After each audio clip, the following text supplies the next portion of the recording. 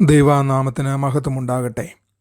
ഇന്നത്തെ വായനാ ഭാഗം പുറപ്പാട് 10 മുതൽ 12 വരെയുള്ള അധ്യായങ്ങൾ. പുറപ്പാട് 10-ാം അധ്യായത്തിൽ ദൈവം ഈജിപ്ഷ്യന്മേൽ തൻ്റെ വിധികളെ തുടരുന്നു. 8-ാമത്തെ ബാധയായ വെട്ടുക്കിളികൾ ദേശം മുഴുവൻ മൂടി. മുൻപുണ്ടായ കൽമഴയ്ക്ക് ശേഷം ശേഷിച്ച എല്ലാം നശിപ്പിക്കുന്നു. ഫറവോൻ്റെ ദാസന്മാർ പോലും രാജാവിനോട് അപേക്ഷിക്കുന്നു. ഫറവോൻ താൽക്കാലികമായി വഴങ്ങുന്നുവെങ്കിലും വീണ്ടും ഹൃദയം കടുപ്പിക്കുന്നു. തുടർന്ന് 9-ാമത്തെ ബാധ 3 ദിവസം നീണ്ടു നിൽക്കുന്ന ഇരുട്ട് ഈജിപ്റ്റിനെ മൂടുന്നു. എന്നാൽ ഇസ്രായേലിയർക്ക് വെളിച്ചമുണ്ടായിരുന്നു. ഫറവോൻ വീണ്ടും ചർച്ച ചെയ്യാൻ ശ്രമിച്ചെങ്കിലും പൂർണ്ണ അനുസരണം കാണിക്കാതെ നിന്നപ്പോൾ മോശ ഇനി അവനെ കാണില്ലെന്ന് പറയുന്നു.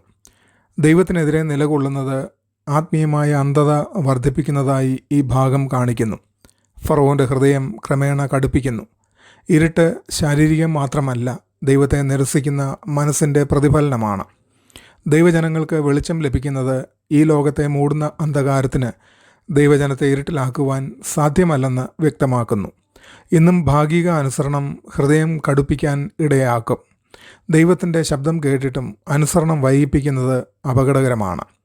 നാം ദൈവത്തിൻ്റെ വെളിച്ചത്തിൽ പൂർണ്ണമായി നടക്കാനും ഉടൻ പ്രതികരിക്കാനും ഈ ഭാഗം നമ്മെ ഓർമ്മിപ്പിക്കുന്നു. പുറപ്പാട് 11 അവസാന ബാധയായ ആദ്യജാതന്മാരുടെ മരണം ദൈവം പ്രഖ്യാപിക്കുന്നു. ഫറവോൻ മുതൽ സാധാരണക്കാരൻ വരെ എല്ലാ കുടുംബങ്ങളിലും ഈ ബാധ ഉണ്ടാകും. എന്നാൽ ഇസ്രായേലിയർ രക്ഷിക്കപ്പെടും. മിസ്രൈമ്യരുടെ കൺമുന്നിൽ ദൈവം ഇസ്രായേലിയർക്ക് കൃപ നൽകുന്നു. അവർ വെള്ളിയും പൊന്നും നേടുന്നു. മോശ ഈ വിധിയെ ധൈര്യത്തോടെ അറിയിച്ചിട്ടും ഫറവോൻ അനുസരിക്കാതെ തുടരുന്നു.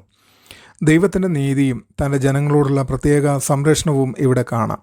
പാപത്തിന് ഫലമുണ്ടെന്നും ദൈവത്തിൻ്റെ സമയം കൃത്യമാണെന്നും ഈ ഭാഗം പഠിപ്പിക്കുന്നു. ദൈവം തൻ്റെ ജനങ്ങളെ മുൻകൂട്ടി ഒരുക്കുകയും സംരക്ഷിക്കുകയും ചെയ്യുന്നു. ദൈവത്തിൻ്റെ മുന്നറിയിപ്പുകൾ യഥാർത്ഥമാണ്. കരുണയ്ക്കും ന്യായവിധിക്കും ഇടയിൽ ഒരു പരിധിയുണ്ട് എന്ന് ഇത് ഓർമ്മിപ്പിക്കുന്നു. ദൈവത്തിൽ വിശ്വസിക്കുന്നവർക്ക് അവൻ രക്ഷയൊരുക്കുകയും അവരെ സംരക്ഷിക്കുകയും ചെയ്യുന്നു. പുറപ്പാട് 12 പെസഹ ആചരിക്കാനുള്ള നിർദ്ദേശങ്ങൾ നൽകുന്നു. കുറ്റമറ്റ ഒരു ആട്ടിൻകുട്ടിയെ യാഗമാക്കി അതിൻ്റെ രക്തം വാതിലുകളുടെ കട്ടിളക്കാലിന്മേലും കുറുമ്പടിമേലും പുരട്ടണം.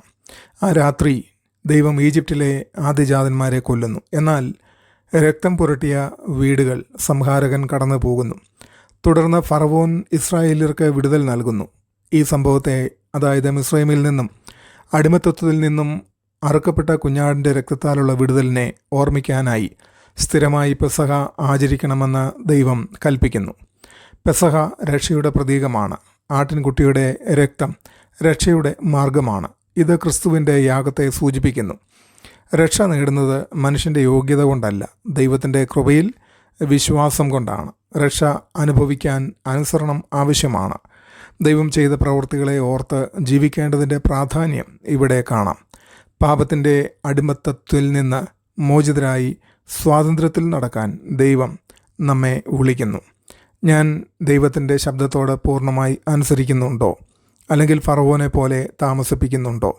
ദൈവത്തിൻ്റെ രക്ഷയുടെ ഓർമ്മ എൻ്റെ ജീവിതത്തിൽ സ്ഥിരമായി ഉണ്ടോ? ഈ ചിന്തകൾ നമ്മളെ ഭരിക്കട്ടെ. കർത്താവ് ഏവരെയും അനുഗ്രഹിക്കട്ടെ. ആമേൻ.